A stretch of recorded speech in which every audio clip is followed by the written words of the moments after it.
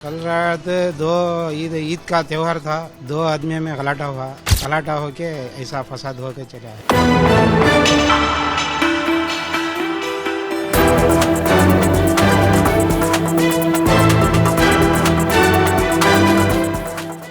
कर्नाटक के मांड्या जिले में गणपति विसर्जन के लिए जा रहे जुलूस पर पथराव के बाद हालात बिगड़ गए।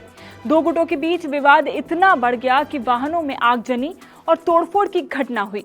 अतिरिक्त पुलिस फोर्स को तैनात कर हालात पर काबू पाया गया है, लेकिन इलाके में तनाव अब भी बरकरार है। अब सबसे बड़ा सवाल ये उठता है कि आखिर मांड्या में गणपति विसर्जन के जुलूस पर पथराव किसने किया? अभी शहर में कैसे हालात हैं? प्रशासन ने इस इलाके में शांति व्यवस्था बनाए रखने के लिए क्या तैयारियां की हैं?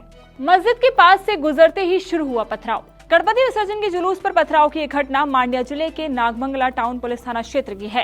रिपोर्ट्स के मुताबिक बद्री कोपलू गांव के युवक गणेश विसर्जन के लिए जुलूस निकाल रहे थे। आरोप है कि नागमंगला में जब ये जुलूस एक मस्जिद के पास से गुजरा तो मुस्लिम समुदाय के लोगों ने जुलूस पर पथराव करना शुरू कर दिया।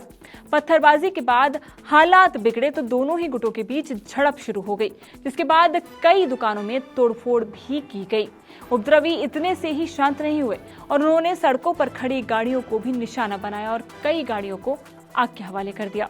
क्या रही घटना की टाइमलाइन? पता चला है कि शाम 6:30 बजे जुलूस डीजे बजाते हुए मांड्या सर्कल पर मौजूद एक मस्जिद के पास पहुंचा। कुछ युवकों ने डीजे बजाए जाने पर विरोध जताया और इसे बंद कराने को लेकर दोनों गुटों में बहस भी शुरू हो गई। शाम 7:30 बजे जब जुलूस मस्जिद के पास पहुंचा तो अचानक पत्थर चलने शुरू हो गए। इस घटना में विसर्जन जुलूस में आए 3 युवकों को चोट भी लगी। इस बीच हाथापाई भी शुरू हो गई और कुछ उपद्रवी तत्व तलवार और रॉड लेकर वहां पहुंच गए। रात 9:30 से 10 बजे के बीच मांड्या सर्कल पर अचानक कुछ उपद्रवियों ने दुकानों में तोड़फोड़ की और कुछ वाहनों को आग भी लगा दी।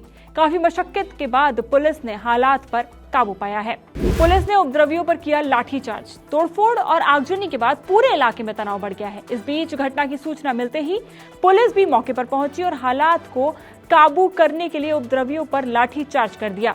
इसके साथ ही इलाके में हाई अलर्ट भी जारी किया गया। बीएनएस की धारा 163 लगाई गई है और घटनास्थल पर अतिरिक्त फोर्स को भी तैनात किया गया है। अब पुलिस इलाके के सीसीटीवी और दूसरे वायरल वीडियोस के जरिए उपद्रवियों की पहचान कर उनके खिलाफ एक्शन की पूरी तैयारी कर चुकी है। हालात को काबू में करने के लिए नागमंगला तालुका में अगले 2 दिनों तक धारा 144 भी लागू कर दी गई है। वीएचपी ने किया नागमंगला में बंद का आह्वान। वहीं एसडीपीआई का आरोप है कि नागमंगला में मुस्लिमों की दुकानें और वाहनों को नुकसान पहुंचाया गया है। इस बीच केंद्रीय मंत्री कुमारस्वामी ने भी घटना की काफी निंदा की है। तो इस पूरी खबर पर आपकी क्या राय है, हमें कमेंट सेक्शन में जरूर बताएं और ऐसी तमाम अपडेट्स के लिए जुड़े रहें इंडिया टीवी के साथ।